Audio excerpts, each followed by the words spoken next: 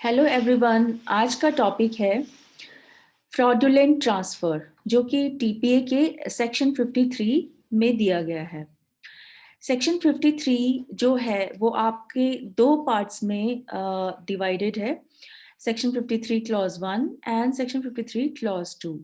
तो जो क्लॉज 1 है वो बात करता है क्रेडिटर की प्रोटेक्शन की, जबकि जो क्लॉज 2 है वो बात करता है सब्सिक्वेंट ट्रांसफरी की प्रोटेक्शन की। तो सबसे पहले हम देखते हैं सेक्शन 53 क्लॉज 1। तो फ्रॉडुलेंट ट्रांसफर का क्या मीनिंग है, उसको हमने यहाँ पर थोड़ा सा ब्रेक कर लिया है और एज एन असेंशियल एलिमेंट्स हमने उसके बता दिए हैं। जैसे कि पहला है कि transfer by the debtor, second of the immovable property, third with the intention to defeat or delay his creditors, fourth the transfer is voidable at the option of the creditor defeated or delayed, and fifth provided the rights of subsequent transferee are not affected if he acted in good faith and has paid consideration।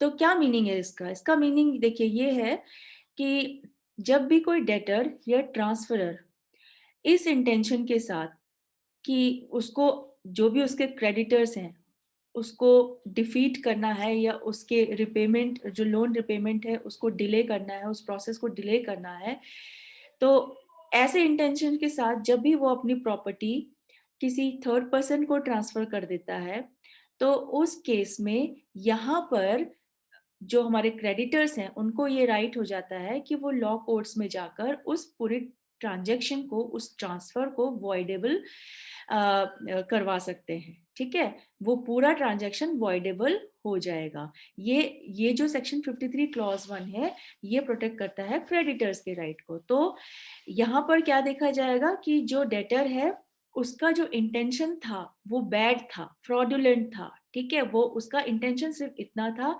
कि उसको अपने creditors को, क्योंकि loan repay नहीं करना था, इसलिए उसने क्या किया कि इससे पहले कि क्रेडिटर कोर्ट में जाए और उसकी प्रॉपर्टी को जो है अटैच करवाए या उसकी प्रॉपर्टी को सेल करवाए, उससे पहले ही वो क्या करता है किसी थर्ड पर्सन को अपनी प्रॉपर्टी बेच देता है। और यहाँ पर प्रॉपर्टी कौन सी वाली होगी, इमूवेबल वाली, चाहे वो लैंड हो, हाउस हो या इसी तरीके से कोई भी इमूवेबल प्रॉपर्टी हो।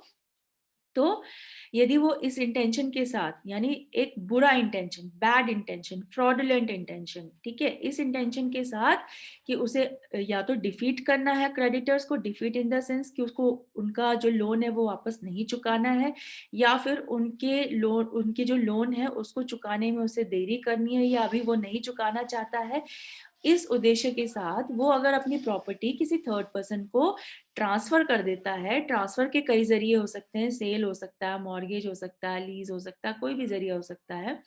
तो अगर वो इस इंटेंशन के साथ किसी थर्ड पर्सन को ट्रांसफर करता है तो उस केस में क्रेडिटर को ये राइट दे दिया गया है कि वो लॉ कोर्ट में अप्रोच करके उस पूरी ट्रांजेक्शन को वॉइड करवा सकते हैं। ठीक है, तो ये आपका यहाँ पर 53 क्लॉज 1 बताता है। इसी में एक एग्जाम्पल है, A is heavily indebted and his creditors are going to file suit against him for recovery. But before that, A sells his house to B to save the house from being sold or being attached. If B knows about the fraudulent intention of A, then the sale is liable to be set aside at the option of creditors. But if B acted in good faith and paid consideration, then his right shall be protected. अब इस example के जरिए हम एक इसका exception भी समझ लेते हैं 53 क्लॉज 1 का, जो कि इसका प्रोविजो भी है। तो इसमें ये कहता है कि ए जो है वो बहुत ज्यादा कर्जे में है और इससे पहले कि उसके क्रेडिटर उसके अगेंस्ट में सूट फाइल करें रिकवरी के लिए, ए क्या करता है, बी को जो है अपना घर बेच देता है। ठीक है, अब यहाँ पर बी जो है वो कौन है, वो सब्सिक्वेंट ट्रांसफरी है। तो यहाँ पर बी को अगर पता है कि ये किस उद्देश्य से बेच रहा है तो यहाँ पर फिर बी को कोई प्रोटेक्शन नहीं मिलेगी। यहाँ पर एक तरीके से जो थर्ड पर्सन है जिसने की वो प्रॉपर्टी परचेज की है उसकी भी प्रोटेक्शन की बात कही गई है। लेकिन अगर बी को यहाँ पर पता है कि यहाँ पर जो ए का इंटेंशन था वो फ्रॉड इंटेंशन था, क्योंकि वो डिफीट करना चाहता था, क्रेडिटर को डिले करना चाहता था, और ये बात उसको पता थी, तो उस केस में यहाँ पर बी को कोई भी प्रोटेक्शन नहीं मिलेगी। और अगर बी ये कहता है कि नहीं, he acted in good faith, मतलब उसे नहीं पता था कि ए ने उसे ये प्रॉपर्टी क्यों बेची, और उसने अच्छा खासा इसके लिए पैसा भी चुकाया हुआ, he has also paid the consideration, then his right shall be protected. तो यहाँ पर क्रेडिटर के साथ साथ जो सब्सिक्वेंट ट्रांसफरी है, जो थर्ड पर्सन है जिसको प्रॉपर्टी बेची गई है, भाई इसमें उसकी तो गलती नहीं है ना, उसको क्या पता कि ए ने किस उद्देश्य से इसको बेचा है। तो अगर उसको नहीं पता है तो उस केस में उसके भी राइट को यहाँ पर प्रोटेक्ट कर लिया जाएगा। तो एक तरीके से यहाँ पर क्रेडिटर का राइट भी प्रोटेक्ट हो रहा है और जिस थर्ड पर्सन है उसका राइट भी प्रोटेक्ट हो रहा है, लेकिन उसको क्या प्रूफ करना है कि उसने जो है ये सारा जो भी जो घर खरीदा है या जो इमूवेबल प्रॉपर्टी खरीदी है वो गुड फेथ में खरीदी है, उसे नहीं पता था किसी भी बैड इंटेंशन के बारे में, और उसने इसके लिए पैसा भी पे किया है। अब यहाँ पर सेक्शन 53 क्लॉज 1 में ही इसका फर्दर जो पार्ट है वो कहता है कि insolvency law will prevail over section 53 of TPA, कि अगर डेटर के खिलाफ इंसॉल्वेंसी लॉ, सपोज इंसॉल्वेंट वो हो चुका है तो उस केस में इंसॉल्वेंसी लॉ उस पे चलेगा, तो ये प्रिवेल करेगा सेक्शन 53 के ऊपर। ठीक है।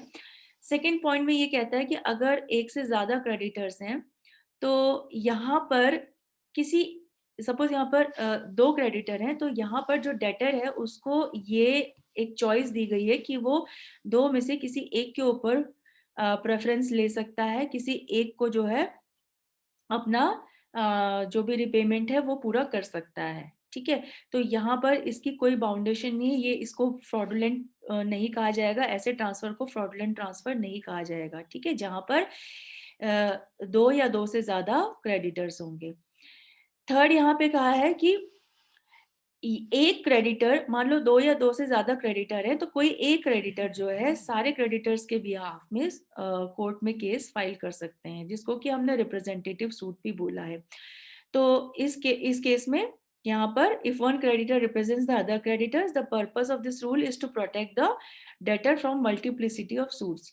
क्यों ऐसा किया गया है? ताकि जो सूट मल्टीप्लिसिटी है, सूट की जो मल्टीप्लिसिटी है वो प्रोटेक्ट की जा सकती है। भाई अगर तीन क्रेडिटर हैं तो अगर मान लो तीनों को अलाउ कर दिया जाए तो वो फिर तीन अलग अलग सूट्स होंगे, जो फिर इससे टाइम भी वेस्ट होता है, कोर्ट का भी, लिटिगेंट्स का भी, और बहुत सारे सूट्स भी पेंडिंग हो जाते हैं। तो इसलिए यहाँ पर कोई एक क्रेडिटर अदर क्रेडिटर्स के बिहाफ में सूट फाइल कर सकता है। अब बात करते हैं सेक्शन 53 के सेकंड पार्ट की, जिसको कि हमने बोला सेक्शन 53 क्लॉज 2। तो क्लॉज 1 में हम देख रहे थे कि क्रेडिटर की प्रोटेक्शन की बात की गई है, वो कोर्ट जा सकते हैं, वॉइडेबल करवा सकते हैं पूरा ट्रांजैक्शन। 53 क्लॉज 2 में भी कुछ इसी तरीके का प्रावधान किया गया है, इसमें सब्सिक्वेंट ट्रांसफरी को प्रोटेक्ट किया गया है। ठीक है। यदि डेटर ने कोई प्रॉपर्टी किसी को गिफ्ट की है, अपनी कोई प्रॉपर्टी किसी पर्सन को गिफ्ट की है विदाउट कंसिडरेशन, यहाँ पर जैसे कि पहला एलिमेंट है transfer by the debtor of immovable property without consideration, यानी कि डेटर ने, ट्रांसफरर ने क्या किया है, अपनी इमूवेबल प्रॉपर्टी को किसी पर्सन को गिफ्ट किया है, और लाइकवाइज उसको फर्दर वो किसी को सेल कर देता है, मतलब जो ऑलरेडी गिफ्ट की हुई प्रॉपर्टी है उसको वो फर्दर किसी को सेल भी कर देता है, थर्ड पर्सन को सेल भी कर देता है। तो अब ऐसे केस में उसका जो इंटेंशन था वो ये था कि क्योंकि उसे जो सब्सिक्वेंट ट्रांसफर है उसको डिफ्रॉड करना था, इसीलिए वो क्या करता है, उसको सेल कर देता है। तो इस केस में सब्सिक्वेंट ट्रांसफरी के राइट को भी प्रोटेक्ट किया गया है। सब्सिक्वेंट ट्रांसफरी क्या कर सकता है, लॉ कोर्ट में जाकर उस पूरे ट्रांजेक्शन को, जो अर्लियर ट्रांजेक्शन था, उसको वॉइडेबल करवा सकता है। वैसे रूल तो ये है कि जिसको पहले प्रॉपर्टी मिलती है उसी के राइट की प्रोटेक्शन होती है, लेकिन क्योंकि यहाँ पर 53 जो है वो प्रोटेक्ट करता है ऐसे लोगों को जिनके साथ फ्रॉड हुआ है, तो इसलिए यहाँ पर सब्सिक्वेंट ट्रांसफरी को भी प्रोटेक्शन दी जाती है कि वो क्या कर सकता है, इस पूरे ट्रांजैक्शन को जो कि गिफ्ट किया गया था किसी अर्लियर ओकेजन में किसी पर्सन को, उसको यहाँ पर वॉइडेबल करवा सकता है कोर्ट में जाके। तो इसमें एक एग्जांपल देखिए, A gives his house to B and subsequently sell the same house to C. A क्या करता है, पहले अपना हाउस जो है बी को गिफ्ट करता है और उसके बाद उसी हाउस को वो सी को भी सेल कर देता है, क्योंकि उसका क्या इंटेंशन था, with an intention to defraud C, क्योंकि वो सी को डिफ्रॉड करना चाहता था। तो यहाँ पर फिर सी के पास क्या राइट बन जाता है कि वो अपना कोर्ट में जाके इस पूरे ट्रांजैक्शन को वॉइडेबल करवा सकता है कोर्ट के द्वारा। तो ये आपका फ्रॉडुलेंट ट्रांसफर था सेक्शन 53 में। तो आज के लिए इतना ही रखते हैं। Thank you so much.